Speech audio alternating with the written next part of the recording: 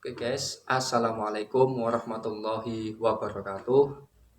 Selamat siang, sugeng siang para pamirsa. Kembali lagi bersama dengan saya Ristio Aldi Rahman yang kali ini akan membahas terkait bab wayang tradisional dan struktur pakem pakeliran.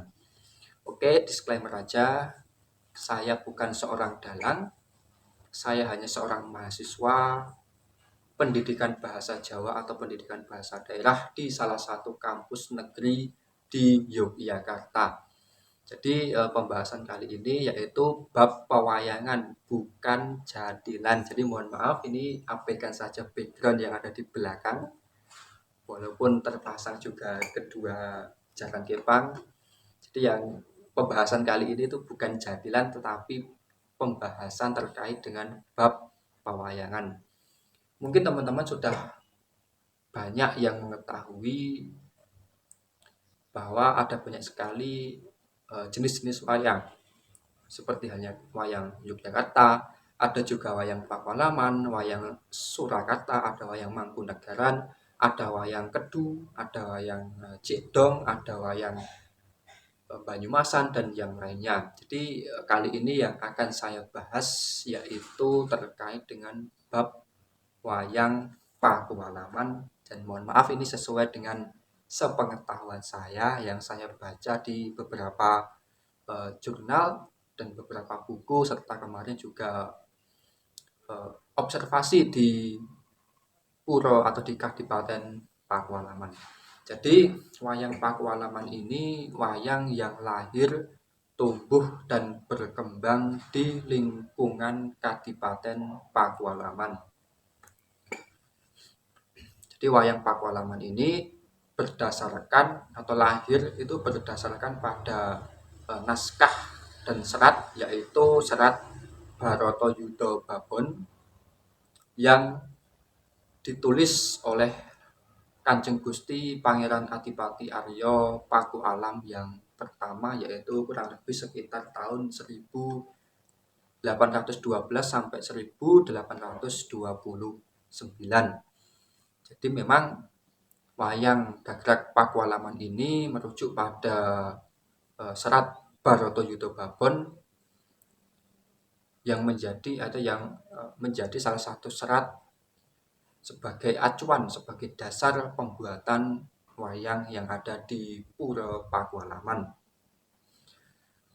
Dan wayang yang pertama kali dibuat oleh beliau, Kanjeng Gusti Pakualam yang pertama, yang ditemukan itu hanya satu, berjumlah satu, yaitu Bathara Guru. Jadi wayang yang ditemukan dan dibuat langsung pada masa Pakualam yang pertama yaitu hanya Bathara Guru, dan itu wayang yang masih ada dan ditemukan di Pura Pakualaman.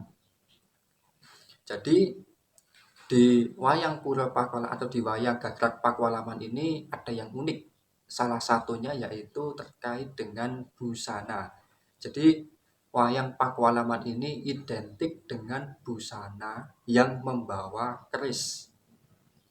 Mungkin kalau kita lihat di wayang Gagrak Yogyakarta atau wayang Gagrak Surakarta itu mungkin hanya beberapa saja yang membawa keris, akan tetapi hampir di seluruh wayang Pakualaman itu membawa keris, diilustrasikan membawa keris. Jadi wayang Pakualaman ini selain juga pertama kali dibuat oleh Kanjeng Gusti Pakualam yang pertama, lalu diteruskan kembali oleh Kanjeng Gusti Pakualam yang kedua, yakni sekitar kurang lebih tahun 1830 sampai 1858, dan diteruskan kembali oleh Kanjeng Gusti Pangeran Adipati Arya Pakualam yang keenam. Jadi sudah saya katakan di awal tadi bahwa keris menjadi salah satu identik wayang Pakualaman. Jadi keris ini menjadi simbol yang mendalam, yakni kemanusiaan, kewibawaan, dan struktur atau strata sosial. Lalu ada juga yang identik yaitu ada porong naga, lalu teknik dalam tatah dan sunggingan yang mewah dan detail. Jadi selain adanya keris, tadi adanya juga porong naga, adanya juga lalu teknik tatahan dan sunggingan yang mewah dan detail. Jadi penciptaan wayang di setiap kepemerintahan atau di setiap raja yang bertahta di Kadipaten Pakualaman itu mempunyai ciri khas tersendiri dari wujud fisik wayang, dari tatahan, dari sunggingan. Jadi wujud fisik ini bersumber dari ilustrasi yang ada di dalam naskah. Dan pemrakarsa ini yang tak lain adalah beliau Kanjeng Gusti Pakualam yang pertama sampai sekarang yang bertahta, memberikan ciri khas pada kesenian yang ada di Pura Pakualaman.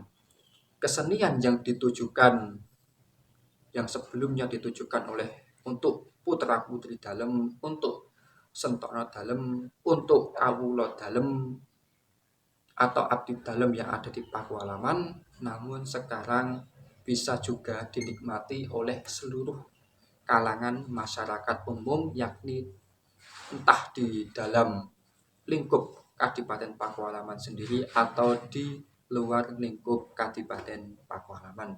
Jadi salah satu ciri khas yang ada di wayang gagrak Pakualaman adalah salah satunya tadi yang paling menonjol, yaitu adanya pemakaian keris yang ada di busana wayang Pakualaman sendiri. Oke guys, mungkin itu yang dapat saya sampaikan. Sebenarnya masih panjang, masih banyak pembahasan kali ini yang akan dibahas, akan tetapi waktu tidak memungkinkan. Jadi saya cukupkan sekian, kurang lebihnya mohon maaf. Saya Rizky Aldi Rahman. Wassalamualaikum warahmatullahi wabarakatuh. Salam budaya.